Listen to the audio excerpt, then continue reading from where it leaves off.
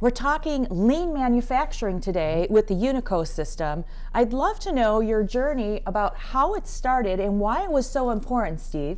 Well, it was important because prior to adopting a lean manufacturing, we were a batch and queue type of operation where we would build a lot of parts, sub-assemble a lot of parts, store those parts, inventory them, and then bring them together on the assembly line, assemble, and then ship it out. And that sounds like it took a lot of time. It did. It took a lot of time, and we were touching the product too many times in the setup of our operation then.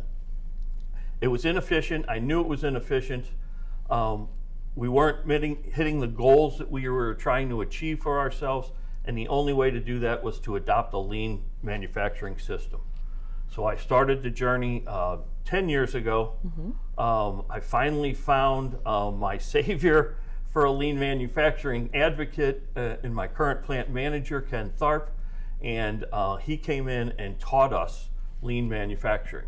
Did he already know about it? Did he already study it? Or was it also a passion for him to bring these principles and this execution into the facility?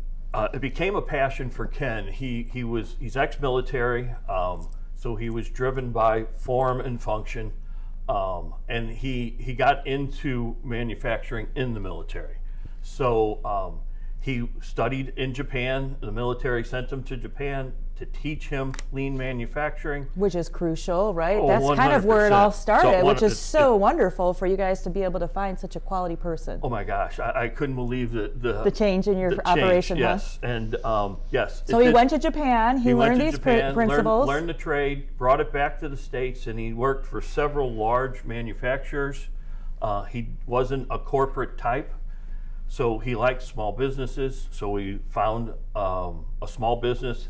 They were a trailer manufacturer, still are. They grew, and they grew to a point where Ken wasn't comfortable anymore. So then I was in search of, and Ken found me, and we've been together ever since, and it's been incredible. So when we're talking about, not touching the product so many times, and now this new process that you've adopted over 10 years ago, which is truly the instrumental way to design and build, what have you learned in that journey from that process? Like, where has your times improved? What has happened in your manufacturing plant? Have you been able to meet your goals? We are able to meet our goals. We are able to achieve the efficiency levels, which is our main goal, and we are above 90% now. We touch the product seldom. Like I said, we will cut on the laser today, we will form it today, and then that product will move across the assembly floor, and we will assemble it on Monday. That's fabulous. So in that process, have you bought additional machinery to help you? Have you hired other tradesmen? Do you guys have a training program in order to make sure that you're executing these goals? Yeah, that's part of lean manufacturing for sure, is the cross-training of our employees. Anybody on our assembly line is cross-trained, and we can move them to any spot on the assembly line depending on if people are on vacation or they're out sick that day. So yes. That's got to be a huge plus, right? To be able to do several different jobs, it makes it more exciting for the employee. For sure. And it makes it more valuable for your team in order to execute goals. Correct. I love that. People have to be able to move. They have to know what you need and expect from them, and they will meet the goal and the challenge. So you have an active factory right now. You've taken over and you're using these lean manufacturing principles. It sounds like you're building an amazing culture. Let's talk about how the product is being able, now you cross lots of different areas in HVAC. You cross the custom home, you cross the single family home, the multi-family home, you also segue into the offsite or modular building capacity. Does the product change with every single one of those?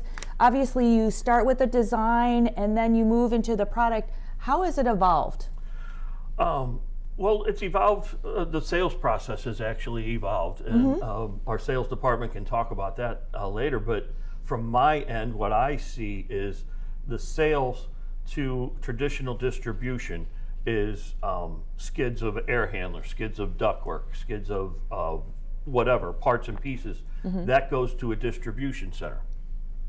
then that gets distributed out to smaller distributions and then to the contractor. And that's the traditional way. When you start talking about custom homes, it still is the same way, but a custom home is a cycle, it's a time cycle, right? And it's long. So HVAC is somewhere in the middle after the foundation and it's weather tight. HVAC goes in and then it gets finished at the end. In a modular factory, it's completely different. Everything is on time and it has to move. It has to flow like a one-piece operation. So the HVAC only has so much time to get put in, get installed, and get sent out the factory door almost complete to where a contractor can come in at the end and finish the job. And it's great because Unico System is the manufacturer. You're actually building all the parts, you're building and you're also supplying them to the end user, the partners that you have, the representatives. So being in your shoes, how has it been for the company over the last 10 years? What have you seen as maybe a challenge, and then what have you seen as great solutions coming in from your perspective?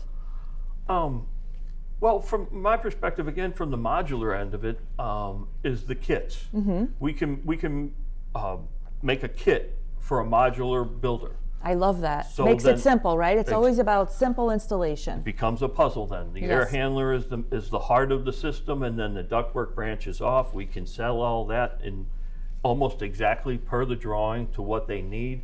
The duct lengths will be pre-cut and pre-measured, so they just go in rather quickly. Again, time is money on a modular line. It is on my line. So if I can keep it moving, the quicker we can go, the better we all are. Absolutely. So let's talk a little bit about, I haven't come from the manufacturing side of things. What are most important for Unico with your facility and the people inside of it? Well, the most important thing is the culture. If my people aren't being communicated to, they don't know the goal, they don't know the expectation, they don't know what to do. So culture is key, and communication is the top rung of that ladder. But right below that is servant leadership. And what does that mean? What does servant leadership mean to you? Oh, I walk the floor 3 times a day, and I stop and talk to people. If they have an idea, me and the plant manager will talk to them about that idea. We will bring their lead in. We will discuss that idea. Can we implement it? Will it make us faster? Will it allow us to get more product off the line? That's what's key. I love it. So it's really about teamwork. It's about integrating all of those people out there in order to make a fully functional system, and to do it with time and do it with ease and also successful processes. Well, for sure. People love goals. If you give people goals, they will achieve the goal. During my off season, we ramped down to about 75 units a day. But I have less people at that time. We have seasonal workers, so I don't have those seasonal workers during that time. I have less people, but yet my people will work harder to achieve that goal. So, yeah, it's rather interesting. If you give them goals, they will achieve it. And I love that you know your system, you know your cycles, you know when you need more workers, when you don't. I mean, it's really like this ever-changing system that goes around, right? Well, there's no question. We did a lot of work prior in my 10-year journey. I convinced Unico to get a new ERP system, and we went to a Microsoft Dynamics system, and that was a game changer for us because it allows us to look into the future, even though it'll help us predict the future, not look into it, but predict the future, and allow us to level over our inventories of finished versus raw. So yeah, the ERP system was a big change, but technology, that's what it was. It was tied to technology, and technology is key. I love it. So technology, lean manufacturing principles, culture, and really being able to deliver a product in a very fast time. You guys definitely have scored that all together. You got A+ all across the scorecard there.